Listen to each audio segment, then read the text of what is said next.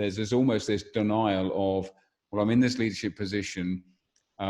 It must be their fault. There must be some external factors at play that means our performance is on this decline.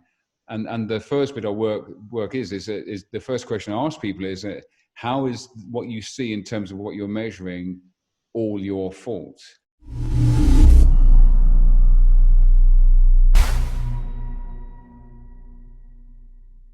To the show, which is just us talking on Zoom, I guess, but I like to call it the show. And I really appreciate you spending the time to share your wisdom or opinions, rants, whatever you like, really. And let's kind of start, I guess, assuming some people listening have no idea who you are, and we'll just give them the kind of overview. Maybe start with telling us a bit about what you're doing currently, and then we'll start from there and kind of wind back to find the full story. Yeah, certainly. I think rant and just streams of consciousness rather than wisdom. Although those that can see us perhaps on YouTube notice I've got grey hair in my 50th year. So some people like to say that's the price you pay for wisdom. But currently I'm making the most of this opportunity. I think we're still in pandemic here in the UK. Partial lift off of the lockdown, if that's the right term. But I've seen this as a massive opportunity. So I'm doing a lot of coaching at the moment over Zoom, so hence, the medium that we're talking now.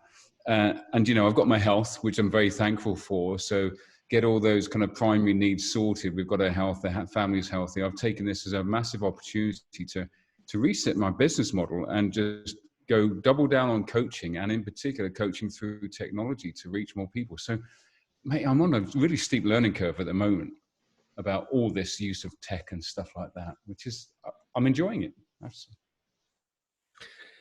Yeah, we were talking about that, I think, last time, right, when I was on your program, and you can either resist or you can move with it, and it's so good to hear that you're moving with it.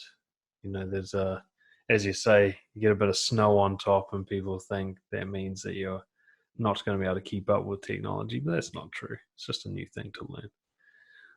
Well, I think I was always ready to make that shift. I think fundamentally I'd always wanted to see if I could crack this nut of, I don't mind trading my time for money, and that's a kind of healthy thing, but I was trading far too much time with travel at the expense of just my vibrancy and feeling healthy, and actually I can serve more people, or even just serve myself more, with the fact that actually my time is far more efficiently used now. And I'm loving it. I'm loving it, really. I'm a bit of a geek at heart. I love technology and I love getting my hands on stuff. But I think, that what the wonderful thing is, there's no barrier to entry. So anyone listening to this are thinking, well, how can I use it? Just go and have a go. Just go test and find out. You'll trip over yourself a little bit, but you learn so much in the process of doing that. Absolutely. I think a lot of people are intimidated by it, but you just get started. Basically, there's a YouTube how-to video on everything, right? Tell us a bit about your coaching. Like, what kind of work are you doing with? Well, what kind of work are you doing, and who are you doing it with? Yeah, so I didn't start off as a coach. I mean, I had a military career of 20 years, and perhaps we'll talk about that a little bit later on. But 12 years ago, I started out as just sort of a trainer, a facilitator, and I'd get invitations to coach on the back of working with groups. Leadership has been my thing. I was an instructor at the military academy at Sandhurst, which is one of the sort of preeminent leadership kind of military schools, if you like, and I really enjoyed just studying leadership and things like that. So I kind of made a living doing that, and so more latterly I've ventured more into, I still hang my hat on leadership and helping leaders sort of develop themselves, but it's a far more about how do we develop self-leadership now for me. So it's personal development, and let's not worry about others until we've got our own shit sorted out. And that can be a lifetime pursuit in itself. So I guess my coaching is with leaders, but it's really about helping leaders become the best versions of themselves. And in doing so, they become better leaders, I Yeah, I think you kind of hit home with a big truth there, which is there are a lot of people out there trying to lead and they don't have their own house in order, psychologically speaking, which means they're Yeah. leading from that kind of wounded, disordered place, perhaps. Um, well, I'm curious. It sounds like there was almost a switch for you from focusing on leadership as a kind of concept to working on yourself through the lens of leadership. What is Yeah. self leadership to you? What does that kind of mean? I love that question, because I think I've only really grappled with it in the last year or so, because the switch for me was actually, butting up against my own obstacles and suffering from depression, and how do I navigate my own way out of that, and crikey, just be the husband and the father I want to be, let alone the leader and role model I want to be.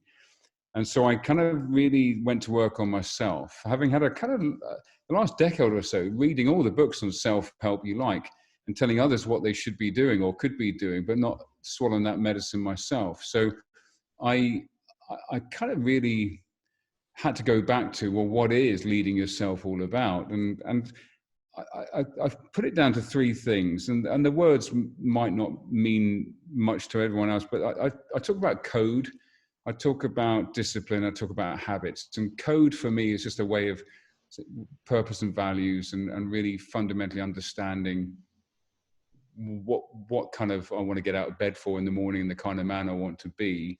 But then you've got to get on and put that into place, and that's the discipline. And I talk about, the standard that you walk by is a standard you accept. So what standard do I hold myself to, and to be that man I want to be, and to live up to my code?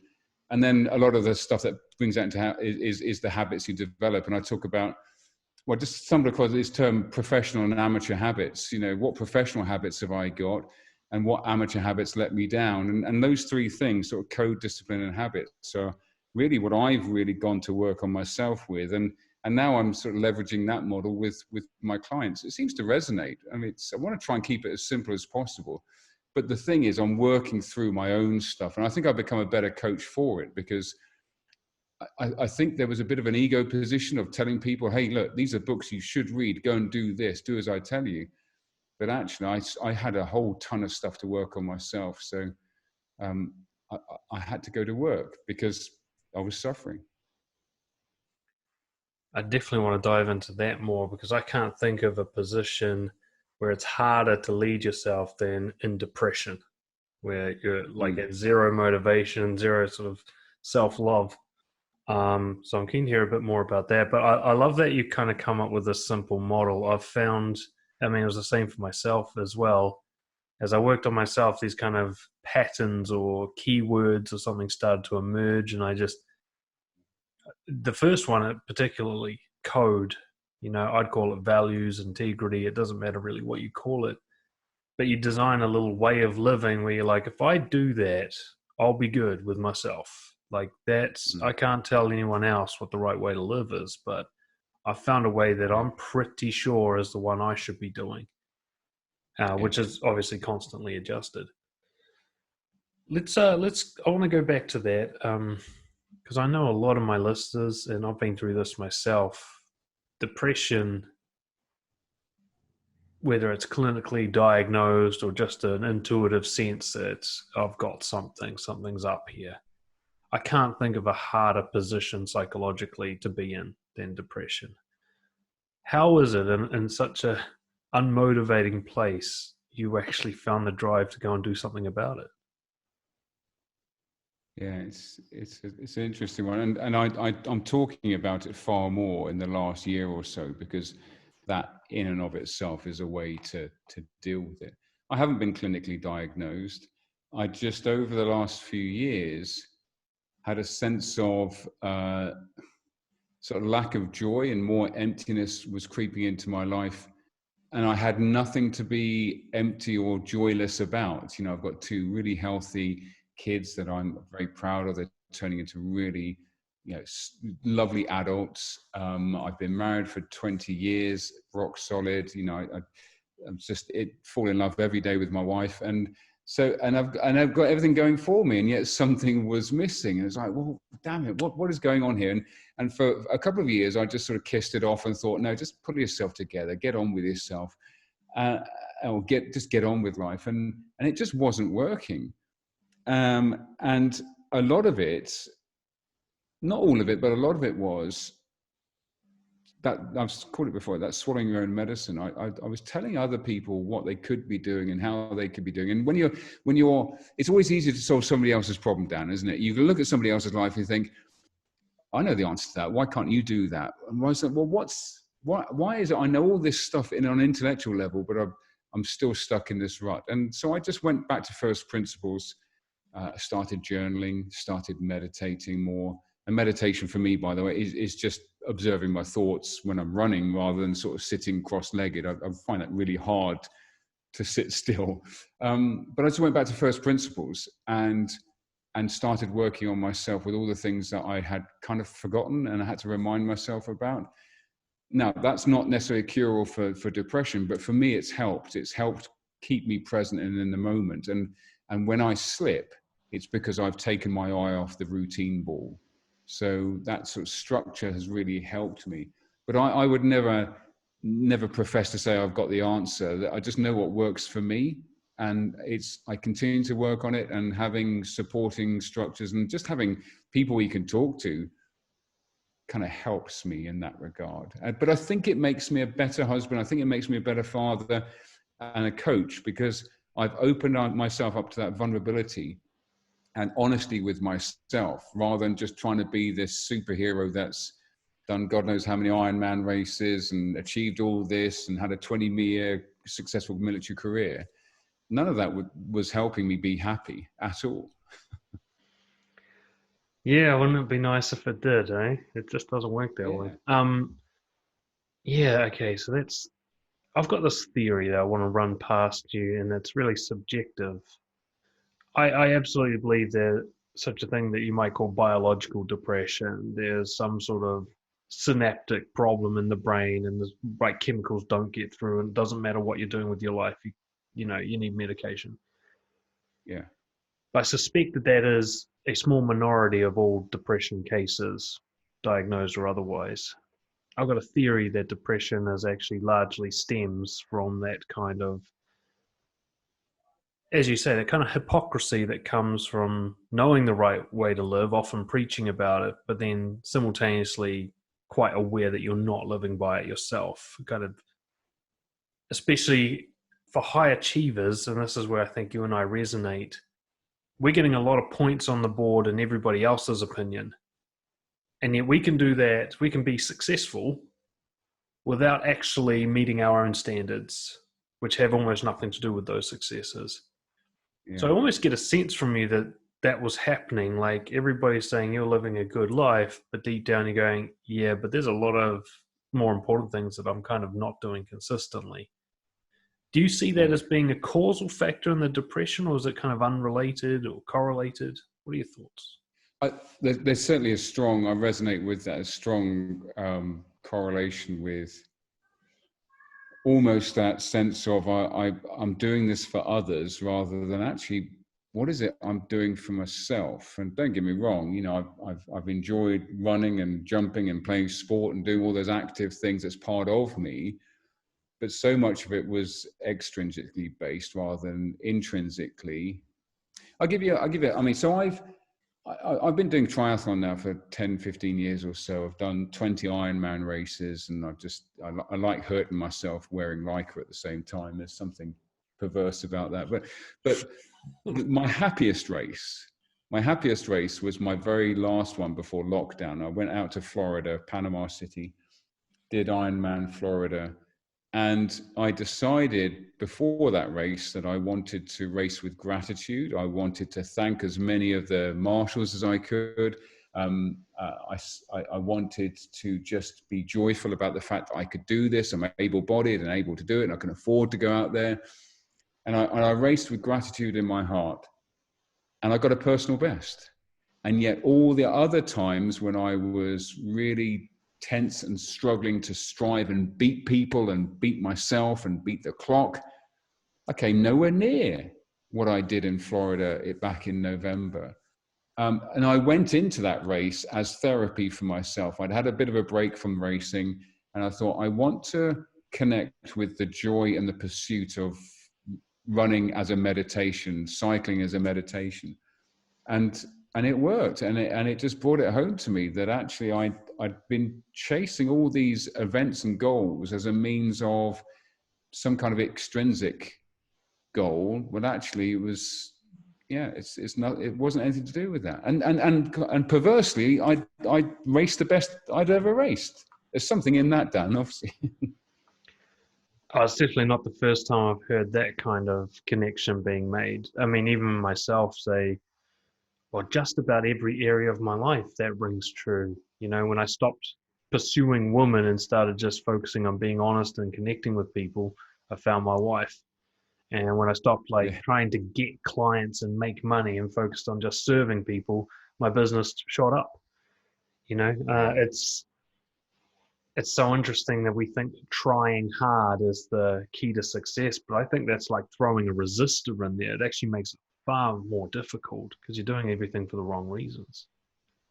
Well, I think that you introduce tension into it. So if you are going at it and want to achieve whatever it is, you really go hard at it, but you introduce tension into the system, into your being, into your thoughts, or whatever it might be. Whereas, and I forget where I heard this recently on a podcast, but if you kind of performed at 85% instead of trying to the 100%, you go into it in a more relaxed state. And then that's where the magic happens. Now, but I do think we have to be careful about, you know, there's people in our sort of side of the industry and self-help that think, well, if you just think it and relax into it, it will happen, it will manifest. And there's still intention here, there's still action, and there's still a process, but it's how you go about that process and how you go about that intention, rather than just sort of meditating on money falling out of the tree kind of stuff. Now, don't get me wrong, I like elements of that, but I don't like the fact that actually it's all about just, chill, dude, it'll all happen. No, it'll happen because you're taking action, but you're taking it in a very different spirit and a very different energy level. There's such an important nuance there. You know, on one end of the spectrum, we might have, I don't know, I guess you call it the law of attraction end of the spectrum. Just think it, wish it, it comes. You know, you can almost see the self-help book being written. And then on the other side is that hustle grind approach, which is, you know, work yourself to the bone and to death and just beat the system through pure sheer force of will. It sounds like you're talking about something that's either in the middle or actually just completely off that spectrum altogether, I suspect. Where the intention is there, but the intentions, I guess the reasons why you're doing it are strong enough to pull out the best effort, but it's different to trying hard to achieve an external reward. I guess it sounds to me like intrinsic intentions. It's like doing it, as you keep saying, you're doing it for you rather than for something that gets points on the board, you know, for others. But what are your thoughts? What drove you? You talked about gratitude. What was the intention in that triathlon that gave you the drive to actually go fucking hard out while you're doing it, but without that, as you call it, without that tension, without the restricting try hard hustle grind thing? So something that, you know, I haven't talked about yet is that 2015 I was diagnosed with a heart condition. It turned out it was a congenital heart condition. I had, in very sort of lay terms, a short circuit in my heart. There's a bit of scar tissue that sometimes the electrical conductivity would bypass the internal pacemaker, and potentially my heart rate could go to thousands of beats per minute. It could be, you know, fatal. And I got diagnosed with that, and I was told, that's it, your athletic days are over. No more running, no more cycling. In fact, this Iron Man stuff, I was made to feel that I'd done it to myself. And I thought, I'm not necessarily happy with that. And then the depression had started before this, but then you can imagine what effect this has on your depression. when you're told that you can't do something that's your very kind of core identity, being active. I got a second opinion and saw some sports cardiologists, and they basically said, no, we can fix this. And so, cut a long story short, I had the operation in 2016, but it meant that I hadn't raced for 2 or 3 years. And then when I got the green light and they said, you can go back to normal, I clarified what normal meant. And normal to me was doing an Ironman and extreme events. They said, yeah, we know, go back to normal. So Ironman Florida in November represented the first time back post-operation. And I was simply grateful to be back and to have this second chance. Having had it temporarily taken away from me, it was like, well, I'm going to embrace this because I came so close to not having this. And I look back on the previous 15 years of racing, and I'd never been grateful for that. You know, it's a classic tale, Dan, isn't it? Somebody gets a wake-up call, they reassess their life, they realize, actually, I've been a bit of a schmuck. I should have. So it's that tale. It's a sad tale, but it's, you know, you have to go through it. But then you go into it with fresh eyes and you think, oh, wow, I need to cherish this because I very nearly didn't have it. So that's the reason for coming into it. Now, interestingly, that didn't solve my depression. My depression was something that was going on prior to the operation. It got exacerbated and worsened because of the fact I may have had that taken away from me. But here's the interesting thing. Just going back to Ironman and racing in full health didn't solve my depression, and I was hoping it would. But it didn't. So there's one component of it, but there are many different facets to it. Hence self-leadership, hence start journaling, all these things that I'd never done. And in sort of conjunction, they are helping. So it's not just one flick a switch and get back to doing it. But that's the story behind the gratitude. Back to your point, that's why I went into that race with that intention. Okay, well, that's interesting. That brings up some more stuff there, because I think that, you know, call it depression, chronic anxiety, just not liking your life, all those different, everything under that umbrella. You know, a lot of people, I think they do see the aggravating factors as being the cause. You know, something happens, you feel even worse during the depression, you think, well, that must be what's doing it to me. I eliminate that, the problem goes away. It's like how people try to travel to get away from their problems, and they get to the other side and they're like, well, I still got it. What the fuck? I don't remember thinking this, you know, because it's so much deeper than that. Which I think is now we really need to get into this self-leadership concept. I guess I'm just really curious, when you start meditating, start journaling, what started coming up for you? Well, it's interesting. I tried journaling in the past, and I don't know, it's either because I've got really shit handwriting or anything. I just could not, the process of writing stuff down just really wasn't working for me. But I'd heard enough people talking about it's worth doing that I thought, well, I need to start listening to that. And, you know, I thought if it's good enough for Marcus Aurelius, Roman emperor back in 160 AD, then there might be something in this. So, because I'm a big fan of studying ancient philosophies and things like that. So, okay, might do it. And then what started coming up, nothing profound from the actual reflection or just brain dumping into an app or onto a notebook. But what started coming up was I started looking forward to that as part of my day. And what came up was I developed this sacred routine in the morning of getting up and having a routine that involved exercise and my favorite breakfast and whatever. It created this space to think.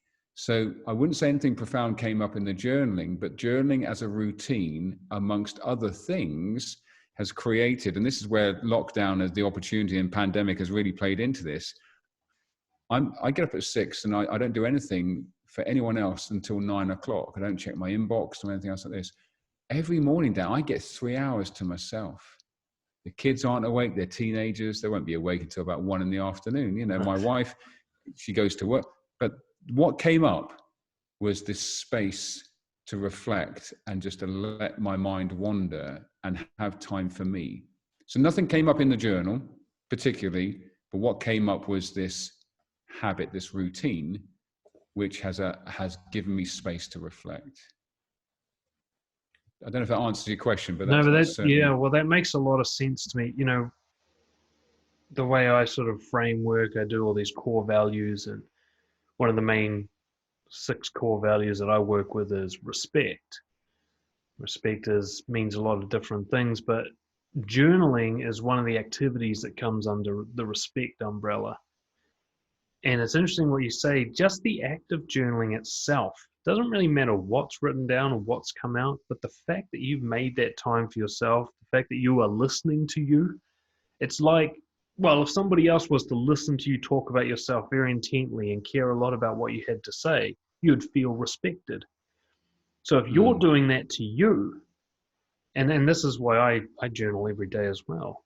It's kind of like sometimes I write something, it doesn't matter. I wrote it the other day on my journal, like some one line where I wrote, I'm looking at social media too much. That was it. I didn't ask myself to do anything with that information. It's just like I'm mm, chatting with a friend and telling them my woes, and it doesn't matter if I change them or not. But if you think of something like depression, and depression being caused by a kind of hypocrisy, a drift away from doing what you know to be right, to then book a big time of self-respect out every day and to prioritize it, to do it first, sends a very powerful message inwards. You know, mm. if depression is self-loathing, then respect is the opposite of that. So I can Yeah, absolutely see that being a kind of medicine for depression. yeah, and also what helped is telling my family, so 2 kids and my wife, that actually I am deliberately going to work on myself. I am going to because I shared with them. I talk about my depression and everything else like this, and I said, something's got to happen here. I don't want to medicate. If I can get myself out of this, I want to get myself out of it, but I need your support. And it was my wife that said, well, why don't you try journaling? Why don't you just sit down and have a go? And it was almost like she'd given me the green light to be selfish, to have that time. So if they happen to be up early in the morning and see me do that, they give me space. They don't come and interrupt me. And I journal in the evening as well. I do an evening reflection of just, okay, so how did my day come out? And I go off, 9:30. That's my wind down. Go to bed at 10, sort of routine. But they give me space for that as well. And previously, when I tried, I hadn't shared with my family why I'm doing certain things, so therefore they couldn't support me with it. Now they support me, and their support is give Dad his space. Dad's doing his evening reflections. And that has been that's a really interesting or important distinction. Previously, I hadn't elicited the support in my closest network to help me work through my shit. Now they do, and the support is the space. So they respect that as well, which just compounds and helps work through it. Well, that's I think a lot of people are scared to ask for that, and Mm, they kind of might rightly be so, because if a lot of people have been living way off track for a long time, they're probably surrounded by people who are going to be discouraging and unsupportive. So it's yeah, quite, I think it's quite a good sign for you to, I mean, I would have probably felt quite vulnerable to ask for that, and then to actually have them, back you up. It's a sign like, yeah, actually, I've got the right people in place here. This is, you know, yeah, it's great gratitude as well. I did the same thing with my wife when I told her that I wanted to meditate in the morning. She comes up the stairs and sees me silently sitting on my office chair. She backs away. She's quite happy to do that because it's such an easy way to support me, and that's what she wants to do. So, but here's the hesitation previously, Dan, was I was worried, even with my closest life partner and my kids, I was worried about what they might think of Dad. Is he gone a bit, woo, what's going on here? But then my coach said to me, he said, why do you think they couldn't handle you telling them that you need space to meditate? I mean, why is your ego so big that you hold stuff back from that you think they can't handle? I mean, get a grip of yourself. So having a coach to wake you up to your own bullshit is useful as well. But yeah, just letting them know this is what I'm doing. This is important to me. And of course, if it's important to you, yes, they're going to support you. And so there's an interesting piece around, even with your closest people, opening up and being courageous enough to say, I need this in my life. And I mean, my former self would have seen that as a sign of weakness. Actually, it's a sign of courage, isn't it? I think. Yeah, it almost sounds like you're projecting that kind of self judgment onto them, like they're going to see you the same way you would see it, Yeah. but Yeah. they're actually far more kind of liberal about that particular concept than you are yourself. Yeah. But that shows as well, for you to ask for it and then do it means you've changed the judgment about it, doesn't it? You've made it okay for yourself to do, which is again more self-acceptance. Yes. Yeah. Yeah. Agree. Well, this is the key. I know you sort of say like you can't speak for everyone, you just know what works for you, but there are so few people who find something that works for that sensation of depression that it's really important to share, even if only few other people can just experiment with it or try it out. I really want to hear a bit more about the self-leadership thing. And again, it obviously seems to be something that you kind of credit as being a rescuing force in your life. So we've got journaling, we've got meditating. What are some of the other factors that come to mind for you around the, what self-leadership is and the kind of more important facets of it? Well, let's see where this one goes. I mean, the first thing that pops into my head around that, so I talked about code, discipline, and habits. That discipline, or the acceptance or operating out of delayed gratification, i.e., accepting that actually that the investment you make now is not going to pay off necessarily immediately, but you have to delay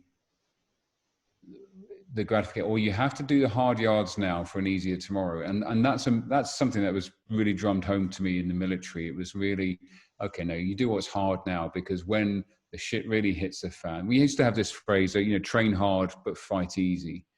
And the idea was, whatever you do on exercise and in peacetime, you prepare yourself for the worst. So therefore you have the resilience to deal with that. And I guess I've taken that through in life, and that actually a softer way of talking is delay the gratification, is actually continue to invest in yourself, knowing that actually you're on the right path. And I think perhaps where people lose their way is that they flip it. They want to do the easy thing now, and then it becomes harder later. And so I think perhaps my depression, or the state I got myself in, perhaps on reflection, I'd taken too many shortcuts. I tried too many hacks. I tried to, well, do you know what? I know this on an intellectual level, but it's for others to do that because I've got myself sorted out. So my ego was coming into play there. But actually, when you think about it, a lot of it is, no, this is hard stuff. If you want to change, you've got to work on it, and it's going to be hard, and you're not going to see the results tomorrow or the next week.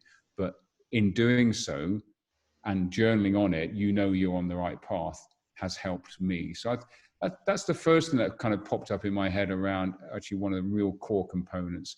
The second one is really having a standard to live by. And I spoke earlier on about this sort of mantra of the standard that you walk past is the standard you accept. Is that, how you do anything is how you do everything. So how do you keep yourself to account? You can only keep yourself to account if you have a sense of the person that you want to be. Now, the delta between where you are now and where you want to be may be really quite wide, but therein lies the joy of the process of trying to close that gap.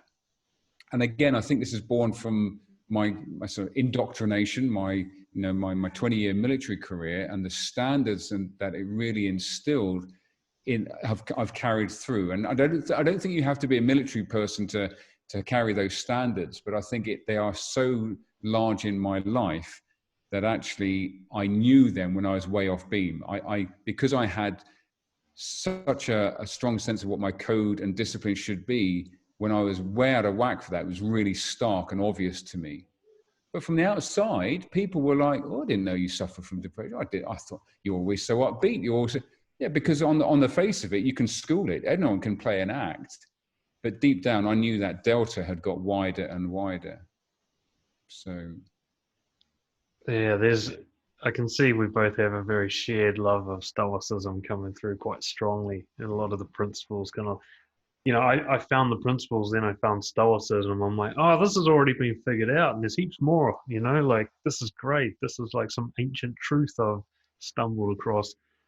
Well, Um, it's interesting. Sorry, Dan. It's interesting you say that. I mean, I was living through those things, and then I discover through great people like Ryan Holiday, who've really brought Stoicism back into mainstream consciousness. It's like, oh my God, that explains everything that I've been schooled in or believe, and now I've got a language around it. And it's like, oh wow, some dude back in 100 AD had all this sort of sorted out already. And I guess that's why I find it so attractive, because it enables me to make sense of all the things I wasn't able to codify or put a language around.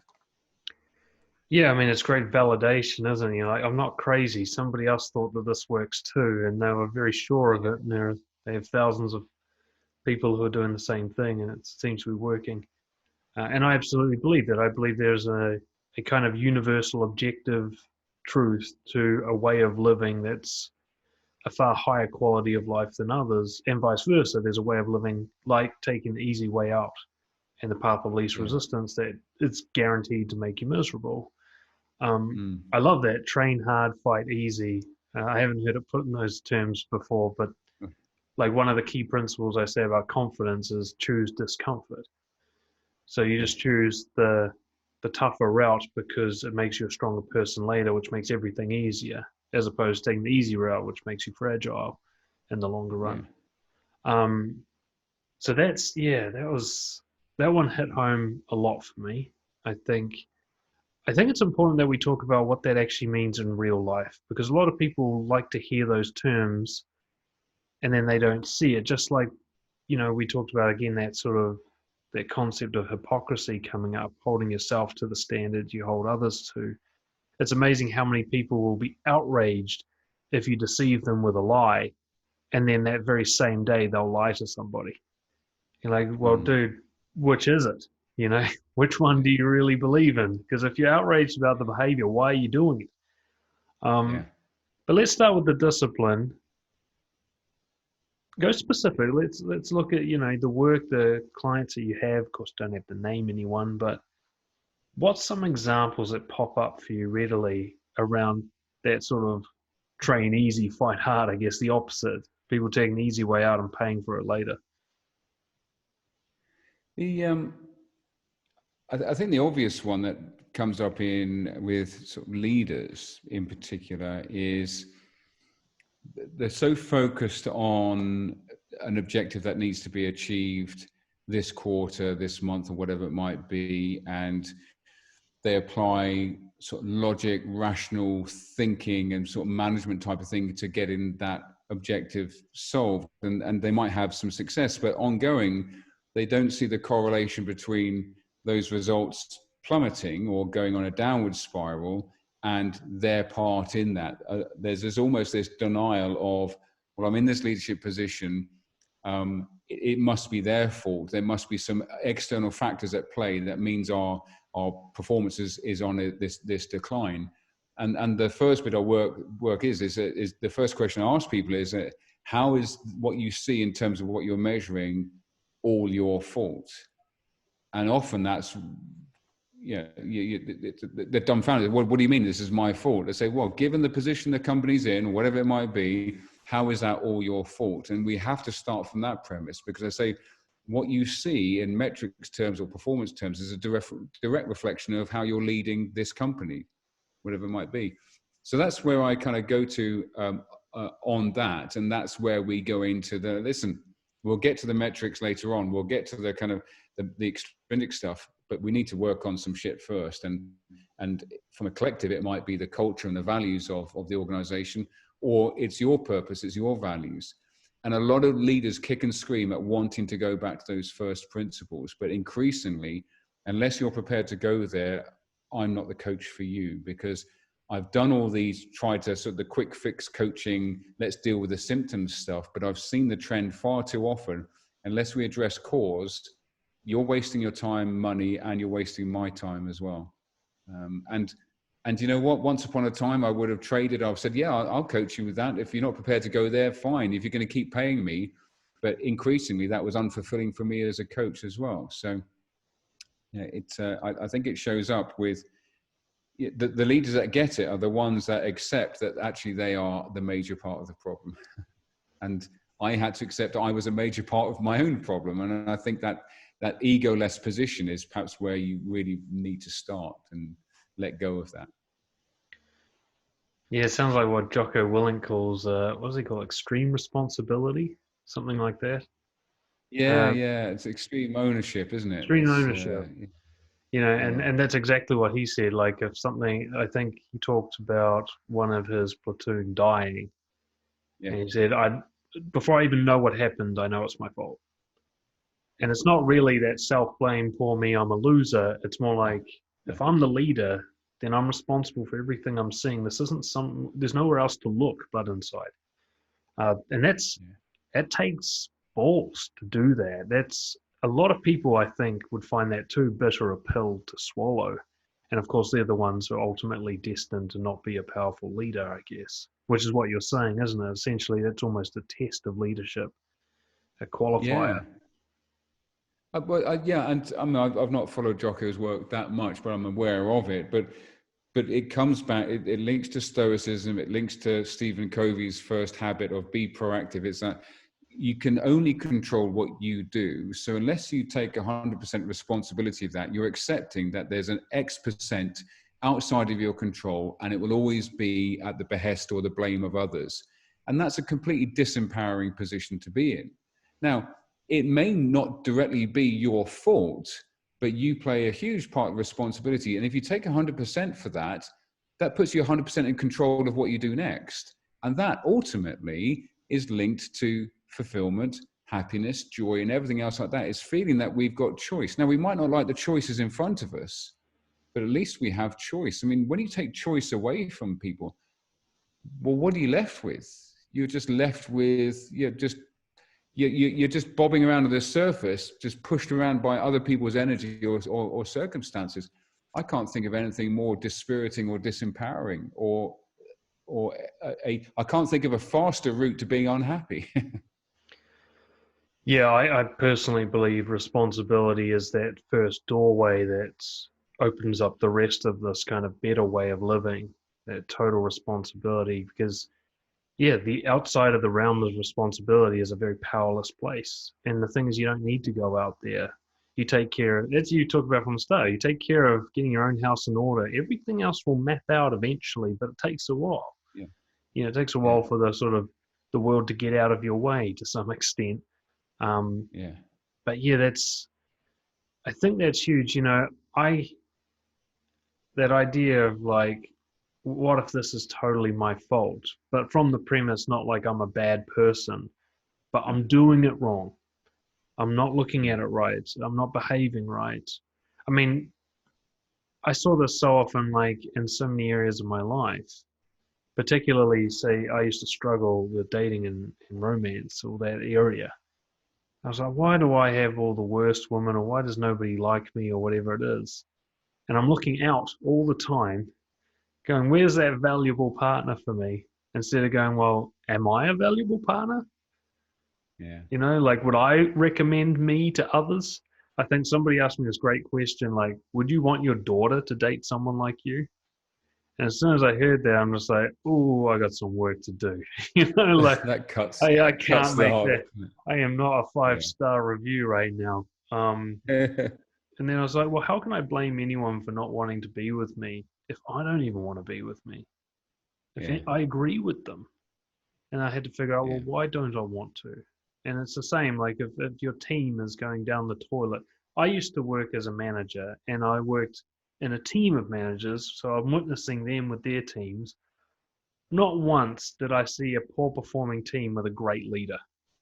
Not once. no, no, But many times I saw a great performing team get a new leader and go down the toilet.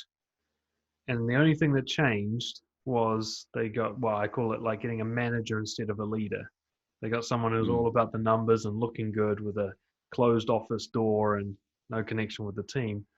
The team could be yeah, high performers, stars, and the yeah, numbers would start to come down. And yet that kind of yeah. manager always says it's the team's fault. Yeah, it's incredible, isn't it? It's just this reluctance to look at that or accept that. And it's clouded by somebody's ego, or perhaps there's just the level of self-awareness is, it may not be a deliberate thing, but the example, and here's the thing, the example that they've seen as to what leadership is has now just been paid forward to them. And so what I say to the people I work with is that just be back to self-leadership, be the best version of a leader that you can, and in doing so you will model the right behavior, and people will pick up on that, and then they will carry that to when they become leaders. So the primary role of a leader is to as far as I'm concerned, is to develop leaders rather than followers. And you do that just by being the best version that you can be. It's like kids modeling, their parents. They'll play back the language, they'll play back the mannerisms and the actions and the beliefs and values, and we don't realize how influential we are with our own behavior. And I guess there's how influential are we on ourselves as well? How do we kind of self-fulfill some of these poor scripts that we're running? And it's interesting that term script is something I've only started using recently, but my coach, who was also a hypnotherapist, he said in hypnotherapy, we talk about these scripts that people are running and writing a new script. I'd never really thought about that, but I thought, God, I'm running some really poor scripts here. And actually just imagining a piece of paper with a script on it and tearing it up is a first way of just, I guess, abstracting yourself from what you're immersed in and thinking, do you know what, actually, to your point, would I want to date me? No, I wouldn't. Would I believe this script if it was written down on a piece of paper? No, I wouldn't. Okay, now let's start the work. And back to that, when you start, unless you can get somebody to see the script they're running, or the script of you are responsible, or write a more positive one, then you're not going to get anywhere. I think deep down people know this in some sort of intuitive level, but there's the price to pay for responsibility, which is, I guess, effort is the word. That kind of uphill before you get the coast, the training hard bit. People kind of know, I think, it's some sort of subconscious level. If I take responsibility for everything, the end conclusion is I'm going to have to train hard now. And they've got like an aversion to that. They're like, nah, come on, there's a quick fix out there. I'm seeing so much marketing and promotion about quick fixes. They must exist. At least one of them must be real. And I think that's what you and I both took from Stoicism is, no, that's an illusion. It's never, there is none. You just give up on that search. It's the holy grail. Just let it go and come down to the basics that has been proven over and over again, which is you got to put in the work up front. You got to do the uncomfortable, unpleasant thing up front for the actual internal rewards that no one can take away from you. Yeah. Why is it two things you can't hack, Dan? I think you can't hack health. You've got to eat well, exercise well, sleep well, all these things that we're talking about. You can't. There's no hack to that. And yet there's $1 billion diet industry and swallow this pill thing. You can't hack wisdom either. And you've just got to be in it. You've got to be a student. You've got to learn. You've got to talk. You've got to experience things. But everyone wants to hack those two things. Everyone wants to know what the secret of creating 1 million followers on Instagram or whatever it might be, or passive income. And everyone wants to hack the fact that, how do we, it's a secret to what's the elixir of life and living forever. Trouble is, but you just got to you've got to take the responsibility. You can't hack either of those two things. And yet we've got $1 billion industries trying to convince us that we can. And now that is twisted. Oh, the relationship space is $1 billion industry for the same reason as well. Yeah. You know what I think blows my mind? You and I don't mean, you sound like you've always been someone who's been able to push themselves quite hard. I, on the other hand, there's no military career in my background. I was lazy, very much so. I spent a lot of time on the couch, stoned, watching movies. What I didn't realize, because you can't have it explained to you, you have to experience it, is that taking the easy way out isn't actually more enjoyable. I always thought it kind of was, because it's comfortable physically, at least for a brief period of time. you and I have both come to the conclusion there's actually the intrinsic reward in doing the training part. The part that's hard is hard but not unpleasant, in my opinion. Like, Mm, if I'm in the middle of a workout, I actually enjoy that moment in time. yeah. Whereas a lot of people seem to think that that moment's unpleasant. Or if I'm in the middle of eating a healthy meal, I'm not like, oh, this sucks, as long as it doesn't taste like crap, sort of thing. Or I'm in the middle of a deep and intimate conversation to build a relationship. I'm like, I don't need to be anywhere else. This process is actually quite enjoyable. Was that the case for you? Mm. Do you find that? I increasingly find out that the joy is in the process. I'm never more relaxed than when I'm out running or working out. I don't feel I feel amazing after eating well, and I feel full on a salad kind of thing. But these things are counterintuitive. Hang on, how can you be relaxed? How can you have more energy after a workout than you had before it? But until you experience that, if your reference point is if you've never experienced it, you never know what life can feel like. And a lot of people I think are just living accepting of their current situation is, well, that's all that is possible for me. And then when they hear other people talking like we're doing, perhaps that, well, yeah, there'll be some kind of resentment because at some level they know it's true, but it feels like it's too hard to get going. It's but for me, is the process. Well, increasingly, before we talked about, it was about an event, it was about a finish line, it was about getting a personal best. Now I'm increasingly, how do I connect with just the joy of that activity, the joy of a conversation, the joy of running. I don't run with any tech anymore. I've ditched the headphones, the watch, the heart rate monitor, the Strava, nothing. I just want to connect now. I still want to compete, but increasingly I want to connect with the process and the struggle and the journey, because back to my routine and everything else, that presence and gratitude for that is what is helping me. And I don't think we would have had this conversation several years ago. I would have thought, well, what are you talking about? It's all about the prize. It's all about the medal or whatever it might be. But there's always that next medal. There's always that next finish line. And actually, the amount of times I've cycled thousands of miles in my life, but I don't think I've witnessed that many miles of scenery. It's been Mm-hmm. head down. It's been staring at my handlebars.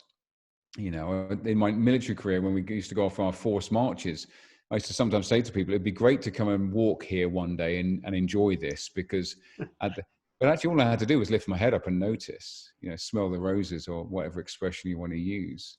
I think I smell the roses far more now. Now, is that because I'm hitting 50 this year and men of a certain time of their life become introspective? Possibly. But equally, creating the space to be able to have that, and to your point, respecting myself for wanting to do that is part of the process of healing, I think. Well, I mean, that's one of the reasons I like talking to guys like yourself, because you're kind of pioneering. The reason you're having that realization now is because you had to fight the way through the bush to get there. There are people now in their 20s listening, and it's important that they hear, like, you don't actually have to wait that long if you don't want to. No. You can make that shift. Now, it's one of the things I had to get my head around, is I could make all the same mistakes and take as long as everybody else takes to figure it out. Or I could find people who have proven themselves to me and trust and admire them, and kind of almost take it on faith and try their way out, rather than waiting until I'm forced to by crisis. And I found that that's been really powerful for me, is like, why wait when I know these people aren't talking shit? Why not just trust them instead of trusting the quick fix people who are almost clearly full of shit? Yeah. But that's a really fascinating one. The trick to enjoying the process is, first you have to have the intention to enjoy the process. If you're going in with the intention to win and get the final reward at the end, it's going to be very hard to force feed yourself an enjoyment of the process. And that's what really sounded like. I think Yeah. yeah. I think so, Dan. And But I'd like to add also, if the 20-year-old version of myself was listening to this right now, I would also urge him to accept that bumps in the road and trials and tribulations are part of that. And, as one of our mutually admired authors, Ryan Holiday, in Stoicism, the obstacle is the way. Actually, if you go in with the intention, okay, I'm going to hit some bumps in the road, but therein lies the opportunity. I think my 20-year-old self, if it saw the disappointments and the detours and everything as part of that process, I think then that 20-year-old self can make the most of it without having to wait till they're 50 to realize actually it was always there in front of me. So it's less about, okay, how can I speak to people and not experience those things? Because I think the experience of it makes you more resilient and more reflective and everything else like that. So there's that balance between finding out all the things I can avoid and avoiding them, because you don't necessarily have then the rich experience of having to have gone through that. I think there's a balance to be struck there, though. Otherwise, we're back on that end of the spectrum of hustle at one end, grinding, and thinking it's all a bed of roses, and it will be. I think there is a dose of reality in there, but I think your point of realizing that you can do something, you don't have to wait to do something about it, would be a message to my former self I would definitely want to send back. Yeah, it's almost like the mystery to decode. How can you enjoy failing at something?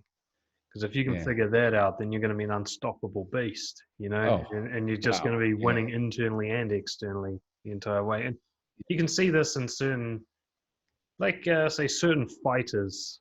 They enjoy fighting whether they get knocked out or whether they pin the guy. It's the same level of enjoyment for them, and they're the ones who excel because they're not afraid to get hit in the face. The ones who are like, I have to Yeah. win and have an unbeaten record, are the ones who are always going to be tentative and anxious and find it very hard to enjoy. Um, so yeah, I find that I've been trying to do that lately. I was learning how to do handstands, and it's just proving to be very, very difficult for me. It's just I don't know, center of gravity thing or a confidence problem or something. So I've Yeah. gotten to the point where it's so hard for me that actually doing some sort of Cirque du Soleil level handstand is just not, it's just off my mind. Now I'm just trying to see if I can get over this little bump or that little fear or try this new grip, or it's the process, and I'm losing every time on paper, Yeah. but I don't Yeah. feel like I am, and there's something in that. There's a kind of like a Yeah. code there. It's funny you say, talking about like to your 20-year-old self. I think back and I thought 20-year-old me wouldn't have listened, unfortunately. So Well, I don't know if this that could have is the happened thing. any quicker than it did, to Yeah. be fair. Yeah. But that's, yeah. Hopefully, that's what I love about the kind of work I do. Sometimes I work with younger guys, and they're better at listening than I was, and they're Mm. more open-minded and curious than I was, and they're less attached to scripts than I was. And it's exciting for me. I'm like, oh, you're going to have a way better 20s than I did. You don't have to Yeah. wait as long as I did. You're going to be able to rack up a lot more Yeah. enjoyable experiences than I did. Well, I think they're exposed to more. I mean, go back to use of technology. There's no barrier to entry. There's no barrier to knowledge. There's no barrier to experience. Whereas when I was 20, you'd have to go and sign the book out the library or whatever, and it was far more deliberate and intentional. But if you didn't have that intention, you never exposed these ideas. My son is 15 now. He now knows more about leveraging financial markets and capital through to politics, through to business and entrepreneurialism. When we talk about these things, I'm thinking, wow, you've got this down pat at 15. I didn't know what a mortgage was until I was 33. Mm-hmm. And you're talking about going to university and renting out rooms to your fellow students to make some passive income. Wow, that just blows my mind. It's so. Yeah, I do think there's that. So there's an even greater opportunity for them. It's funny. I was reflecting on some of the themes of your podcast before I came on air with you, and it was. Yeah, I think one of the sort of the primer questions was, the struggles you've had or what you'd say to your former self. And I think if I I did 20 years of leadership in the military, and I got to a pretty senior rank. But I've studied more about human psychology and more about relationships and more about leadership since leaving the service than I ever did when I was in. I was thinking, I wonder what my career would have been like had I taken this much interest when I was actually in it. Then, and I think that speaks to your point about you don't wait till you get to a certain point in your life. Start being a student of self now. I think would be a sort of parting message, is that study yourself, because it's going to take your entire lifetime to do so, and you still won't have the answer at the end of it. But that links to that, it's the process of doing it. What's the alternative? You'll always be subject to somebody else's plan ultimately, unless you become a student of self. Well, bang on. I mean, I think that's the greatest tragedy for me. Look out in the world and watch people living somebody else's script, and so loyally, such Yeah. faithfulness. You know, it's somebody doing a life they hate and then trying to get others to do it. And he's like, dude, I Yeah. feel like I'm in some sort of like multi-level marketing scam or something. Like, why are you selling me this? It doesn't even work for you. Doesn't You work know? for you. Oh, Oh, yeah. it actually. I mean, I think I noticed that from a young age, but you know, the first time I noticed it was in school, and you've got a teacher telling you what you should be doing with your career, and they clearly hate being a teacher. I'm like, why am I listening to you? You fucked it up, clearly. Like, you hate kids, so why are you here? And you're telling me Yeah. I should listen to you about the right way to live? And I think I noticed that from there on out, where a lot of people, I guess it's that incongruence. A lot of people have been telling me how I should live my life, and I see them doing it to each other all the time, and yet none of them seem to have even figured it out just for themselves, let alone Yeah. something that's generally applicable to others. So Yeah. I'm like, why are you trying to drag people down into the mud? Shouldn't you try to get out of the mud first? You know, but Yeah. unfortunately, I think there's a high correlation. The worse your life is, the more likely you are to try and instruct others on how to live theirs. You know, I find it's Yeah. funny No, that people who have really figured shit out for themselves are the most humble. They're like, oh, this is just what works for me. You do you, you know. yeah. Yeah, it's like that. The people that feel imposter syndrome the most are the ones that are the most qualified. It's Mm, because it's because they realize they've learned a ton, but they also realize there's a whole ton yet to be learned.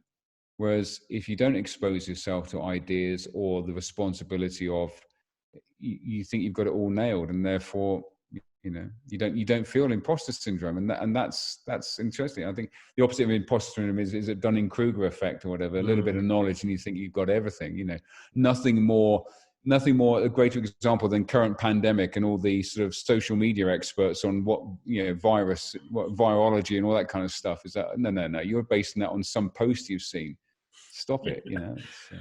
Yeah, I love that. You know, you just ask them, "Hey, what's the difference between a virus and a bacteria?" Yeah, I'm like, "Yeah, shut up. Yeah. You're not a scientist. Shush." Yeah. I'm not either, but both of us should Yeah. shush. You know, we're Yeah. both incredibly stupid about this. You know, and again, I can hear your philosophy coming through. I mean, that's really Socrates, isn't it? I know I'm the wisest because I know nothing. It's very Yeah. hard, I think, for a leader to go, you know what, I don't actually know anything, really. Mm. But actually, that's what the best leaders do. You know, I think I saw something about Richard Branson. He was just saying, you know, I want to be the dumbest person in the room in my board meetings. You know, I thought Yeah.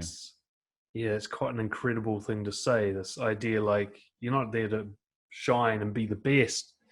You're there so the best can shine, and they're going to be better than you. Let them be better than you. Hope that they're better Well, than that's you. right. You Yeah. know? I guess then the second part of that is, if you find yourself, you are the smartest person in the room, you're in the wrong room. So Mm, consciously and intentionally go and surround yourself with smarter people, because not only will they level up, but equally your job as a leader is to enable them. Why hire smart people and tell them what to do? And yet we still see that a lot. a lot. Yeah, I think it's yeah. A lot of people think of confidence, especially in terms of leadership, as knowing the answer. But I always think of confidence as having the balls to say I don't know in front of a large audience. That's Yeah. far more confident than pretending you know. But Yeah. of course, as you said, that Dunning-Kruger thing, some people really do think they know. They're not pretending, but they're just wrong. uh, and I was the same. I mean, I was Dunning-Kruger about myself. I thought I knew exactly who I was and what I was doing with my life, and couldn't have been further than the truth. There are people who barely Yeah, met me who understood me better than I understood myself, really. So, but it's a hard that's thing to telling. face, isn't it? Yeah, Very hard thing yeah, to face. definitely, definitely. Excellent. Well, I mean, we could just go on and on, but I think we'll slowly wrap it up here and save the rest for another conversation. But obviously, as you've said, you are a coach who helps leaders in particular. If somebody of such ilk is listening at the moment, what should they do next? How do they get in contact with you or further explore your work? Well, a number of ways. Website is peterlewiscoaching.com, and just drop me a line on that. And also, you've been a guest on it as well. I have my own podcast. Podcast is called Give Yourself the Chat, which really it's everything that we've been talking about, that idea of self-leadership, resilience, mindset, and all the things that Dan and we're passionate about. So I would say that the website, and if guys want to check out the podcast, that'd be awesome. Excellent. Well, I'll definitely drop some links into the show notes and they can find it there. And yeah, you and we've had a couple of conversations now, and I can fully endorse. I'm really on board with your perspective, and have no doubt if someone's working with you around leadership, they're going to be given the right guidance. I'm absolutely sure of that. So Thank yeah, you. go It's for very it. kind of you. So. Cool. Well, thank you so much for being on the show and taking the time and sharing openly with us. I really appreciate that. And I have no doubt we'll have you back on the show in due course. Dan, it's been an absolute pleasure. Thank you.